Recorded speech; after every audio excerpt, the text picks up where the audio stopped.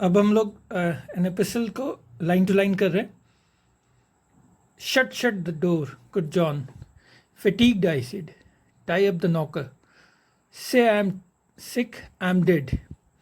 अब ये स्टार्टिंग के कुछ लाइंस में हम लोग देखेंगे कि जो पोप है he is pestered by the poetasters. अब जैसे कि हम लोगों को जो फ्लाइज हैं, कई कई बार हम लोगों को फ्लाइज जो है वो डिस्टर्ब करती है, तो हम परेशान हो जाते हैं फ्लाइज से या मक्खियों से. इसी तरीके से कुछ ऐसे पोइट्स हैं जो कि बहुत ऑर्डिनरी पोइट्स हैं, बिलो एवरेज पोइट्स हैं, और वो पोप के पास आते हैं, पोप के घर में आते हैं जो कि ट्विकेनम में है, कुछ माइल दूर लंदन से. तो वहाँ आते हैं और वहाँ उसको परेशान करते हैं.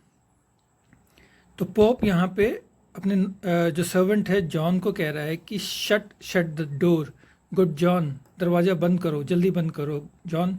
फटीग्ड, आई सेड, मैं थक चुका हूँ. टाई अप द नॉकर, से आई एम सिक. अपने सर्वेंट को कह रहा है कि जो डोर में जो नॉक करने का नॉकर होता है उसको तुम टाई कर दो ताकि कोई उसे बजा ना सके, हिट ना कर सके. I am sick, I am dead. और उनको कह देना कि भाई मैं बीमार हूँ, या बहुत अच्छा होगा कि बोल दो कि मैं मर चुका हूँ. The dog star rages, nay it is past a doubt. All Bedlam or Parnassus is let out. The dog star rages. Dog star जो है सिरस एक स्टार होता है, उसको कहते हैं. वो सन के साथ ही उदय होता है और सन के साथ ही डूबता है. तो और ये जुलाई और अगस्त में आता है, और इस टाइम खूब गर्मी पड़ती है. तो गर्मी से जो है जानवरों के भी और आदमियों के भी कई बार दिमाग जो है वो ख़राब हो जाते हैं, पागलपन सा छा जाता है.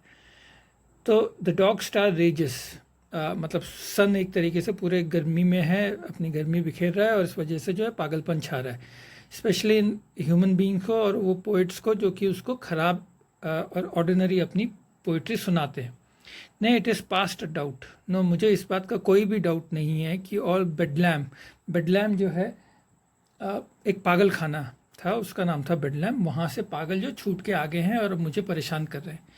और परनासुस, ग्रीक मैथोलॉजी में परनासुस एक माउंटेन है जहाँ पे कि Apollo the God of music और 9 म्यूजेस जो हैं पोइट्री के वो रहते हैं वहाँ पे. तो इसका मतलब आयरनिकली इसको यूज़ किया गया है कि पोइट्स जो हैं वहाँ से आ गए हैं और अब मुझे परेशान कर रहे हैं. एक तरीके से पागल पोइट्स हैं जो मुझे परेशान कर रहे हैं अपनी पोइट्री, अपने वर्सेस सुना के. इस लेट आउट, और वो सब सारे के सारे मेरी तरफ ही आ रहे हैं.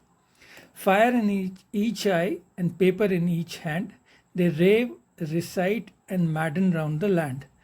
और उनकी आंखों में एक जोश है कि उनको ऐसा लगता है कि उन्होंने बहुत अच्छी पोइट्री लिखी है और अब ये पोप को सुनानी है, पोप से अप्रूवल लेना है. And papers in each hand, जिसमें उन्होंने उनकी पोइट्री लिखी हुई है. दे रेव. और रेव ऐसा होता है जब पागल आदमी होता है या हम लोग अपने सेंसेस में नहीं होते तो हम रेव करते हैं, बड़बड़ाते हैं, और वो बहुत ही, उसका कोई लॉजिक नहीं होता. तो इनकी पोइट्री में भी कोई लॉजिक नहीं है. रिसाइट, और वो ज़ोर ज़ोर से उसके घर के बाहर बोल रहे हैं. And madden round the land, और इस तरीके से एक तरीके से पागलपन में उसके लैंड के बाहर घूम रहे हैं. What walls can guard me or what shades can hide, they pierce my thickets through my grot they glide. कौन सी दीवार है जो मुझे बचा सकती है इन ऑर्डिनरी पोइट्स से, और what shades can hide. Shades यहाँ पे का मतलब हो गया उसका गार्डन या उसके पेड़. क्या वो मुझे बचा सकते हैं? ऐसा कोई नहीं है जो मुझे इनसे बचा सके, इनकी पोइट्री से बचा सके. They pierce my thickets through my grot they glide.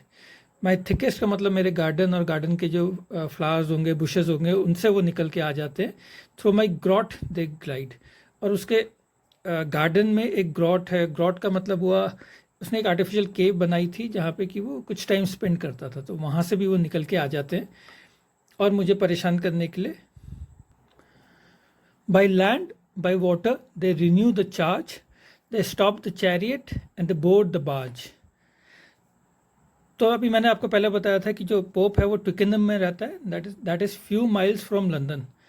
तो वो थेम्स के किनारे था उसका घर. तो ये जो पोइटिस्ट हैं ये लैंड से उसके घर पे आते हैं या फिर वाटर से बोट के थ्रू उसके घर पे आते हैं. दे रिन्यू द चार्ज मतलब यहाँ पे एक तरीके से अटैक के रूप में है कि वो उसके घर पे अटैक कर रहे हैं ताकि पोप से मुलाकात हो सके और उसको वो अपनी घटिया पोइट्री एक बार सुना सके। तो इससे पोप परेशान है। They stop the chariot and they board the barge. तो मैं जब चैरियट में जाता हूँ लंदन की तरफ तो वो उस पर भी चढ़ जाते हैं, उसको रोक देते हैं। And the board the barge का मतलब हो गया नाव, जिस नाव से मैं लंदन की तरफ जाता हूँ वो उस पर भी चढ़ जाते हैं अपनी पोइट्री सुनाने के लिए। No place is sacred, not the church is free. उनके लिए कोई जगह सीक्रेट ही नहीं है, क्योंकि उनको तो अपना मतलब सिद्ध करना है और अपनी पोइट्री उन्हें सुनानी है। चाहे मैं चर्च में भी जाऊं तो चर्च में भी मैं फ्री नहीं हूं, वो वहां भी पहुंच जाते हैं। Even Sunday shines no Sabbath day to me. Sunday का जो पवित्र दिन होता है ईसाइयों के लिए, वो दिन उनकी छुट्टी का दिन होता है, रेस्ट का दिन होता है। तो शब्बात डे मीन्स रेस्ट डे। लेकिन लोगों के लिए तो ये होगा रेस्ट डे, मेरे लिए ये परेशानी का दिन होता है, क्योंकि इस दिन भी वो मुझे नहीं छोड़ते। Then from the mint walks from the man of rhyme happy to catch me just at dinner time. Mint वो जगह है जहाँ पे जो वो लोग जिनके ऊपर डेट होता है, यानी कर्जा जिनके ऊपर होता है, वो अपने जिनसे कर्जा लिया होता है या पुलिस से बचने के लिए वो मिंट में चले जाते हैं। तो वहाँ से जब वो मुझे देखता है तो फिर वो बाहर निकल के आता है और उसको बड़ी खुशी होती है कि वो अब ये जिसने कर्जा लिया होगा वो पोएट भी होगा, एक बहुत ही ऑर्डिनरी सा घटिया सा पोएट होगा, तो वो अपनी पोइट्री भी मेरे को सुनाता है। और इस बात का भी खुशी होती है उसको कि अब उसको डिनर भी मिलेगा, क्योंकि इतने पैसे हैं नहीं उसके पास कि वो अपना डिनर अफोर्ड कर सके। Is there a parson much bemused in beer. जो ये लोग आ रहे हैं इनमें से एक पार्सन भी है, एक प्रीस्ट भी है, और उस प्रीस्ट को इतना शौक है बियर पीने का कि वो सब कुछ भूल जाता है, नशे में धुत है। अ मॉडलिन पोइटेस, मॉडलिन का मतलब हो गया वेरी सेंटिमेंटल, जो कि थोड़ी सी बात में रोने लगती है, ऐसी पोइटेस भी आ रही है। अ राइमिंग पेयर, पेयर का मतलब हो गया द हाउस ऑफ लॉर्ड्स का मेंबर ऑफ पार्लियामेंट, वो उसको भी शौक है कुछ ना कुछ लिखने का, लेकिन लिखना ऑब्वियसली बहुत ऑर्डिनरी लिखता है। A clerk foredoomed his father's soul to cross. और एक क्लर्क भी है, एक लॉयर भी है, या लॉयर का क्लर्क भी है, जो कि अपने फादर, जो डेथ फादर की जो सोल है उसको बहुत परेशान कर रहा है। Who pens a stanza when he should engross. Father तो हमेशा चाहते हैं कि भैया बच्चा जो है कहीं सेटल हो जाए, पोएट जो हैं वो जनरली सेटल नहीं हो पाते, तो वो फादर चाहते हैं कि चाहते थे, या उनकी कम से कम सोल चाहती थी कि वो बच्चा अपना काम करे।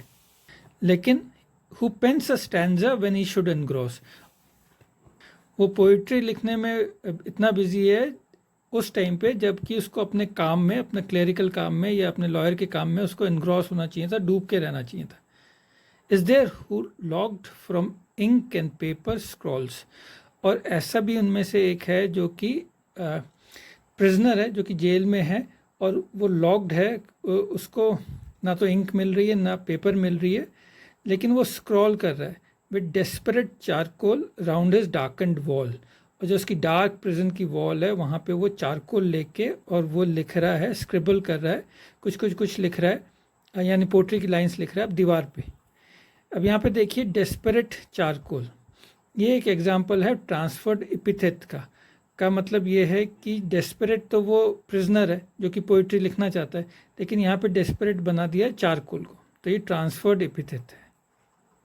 सो ये कुछ एग्जांपल्स हैं जो ये बताते हैं कि कितने डेस्परेट पोइट्स जो हैं और वो ऑर्डिनरी पोइट्स हैं, वो पोप को परेशान करने के लिए उसके घर की तरफ आ रहे हैं ट्विकेनम गार्डन में।